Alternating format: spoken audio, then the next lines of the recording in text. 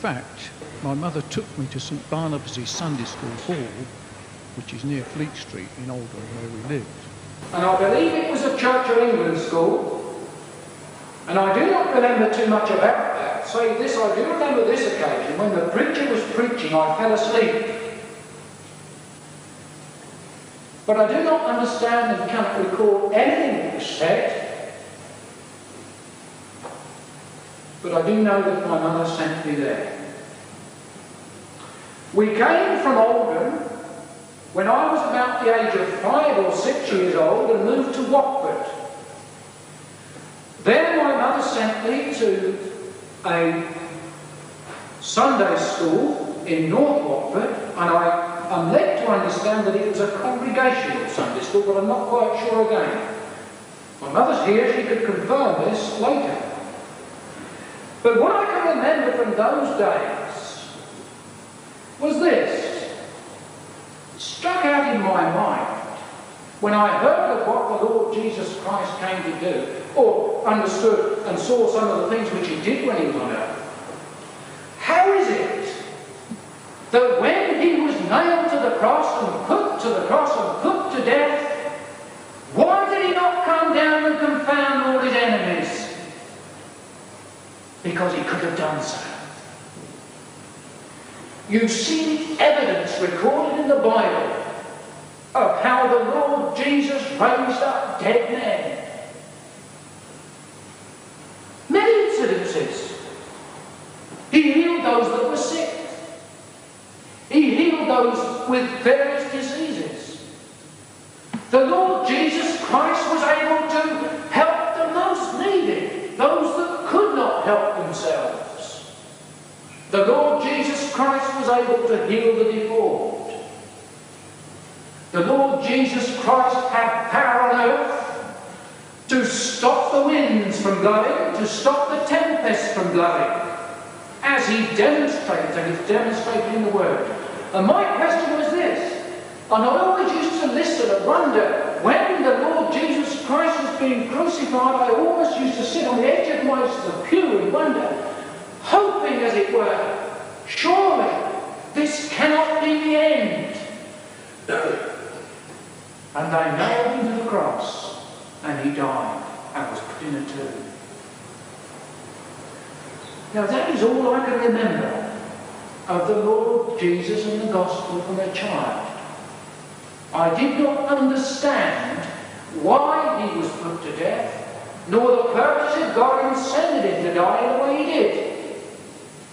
I learnt this after the Lord Jesus called me by grace when I was 20 years old, through my own reading and own study. I did not learn it in a Sunday school nor in a church. For my own reading and my own study of the Bible. Well, now that was my childhood until the age of about 11 or 12. And I soon found that going to Sunday school was a little bit too much. Mother used to give us a penny for the collection. And often, I never used to go to the Sunday school. And that Sunday school collection used to go and buy sweets or something, or go down to the park and watch football. But when the age of 12 came along, Sunday school and these things, I had nothing more to do with it. Saw no reason, no benefit to me, of what profit was it to me. When I went to the senior school, I soon began to realise that life was to be lived. And life was really there to have a good time. This is what I thought.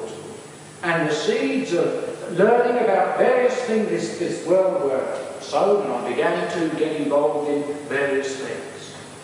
And I remember at that age breaking into somebody's shed to steal some radio equipment because it was my hobby. It didn't bother me. It did not concern me. It didn't trouble me if I should go into a shop and steal sweets. I was a thief by nature. It didn't bother me. It didn't trouble me too much. So providing I did not get found out, and the thought of God and the purposes of God never entered into my mind, that there was a God that saw and judged and took account of all my life. Never crossed my mind, never considered. We moved from Watford when I was about the age of 13. We had one or two moves. We went to Oldham, and then we moved back to a place called Wilston, which is not too far away from here.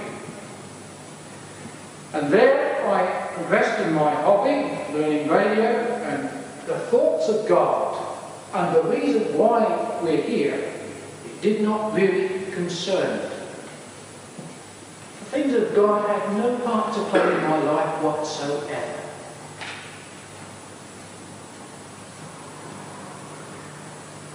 We moved from Wilston when I was about 14 years old, or 13 years old, to Amesbury. And in the summer holidays, I remember getting involved with a young man stealing push bikes. And it didn't bother me that I should do this and cause trouble to anyone. I was more concerned about getting found out.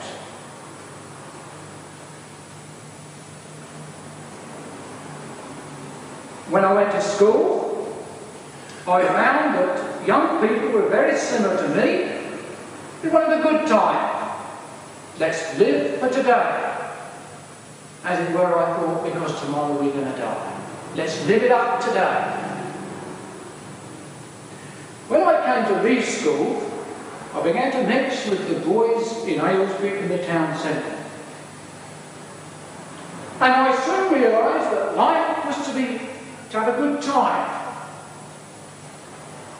And at that early age of 15 or 16 years old, the desire to start taking drugs was there because I wanted to find out what drug taking was all about.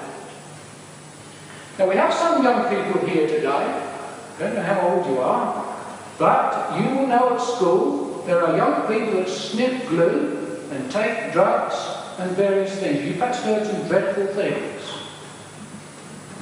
Well, at that age, 15 years old, I began to sniff such things. But it wasn't just glue, it was other kinds of mixtures, chloroform and ether and various things. Well, now I warn you, young people today, don't you get involved. It can do you no good, no benefit. In fact, it could do you severe harm. It destroys the mind, it can kill you, and it is not at all beneficial for you because it leads you to other things.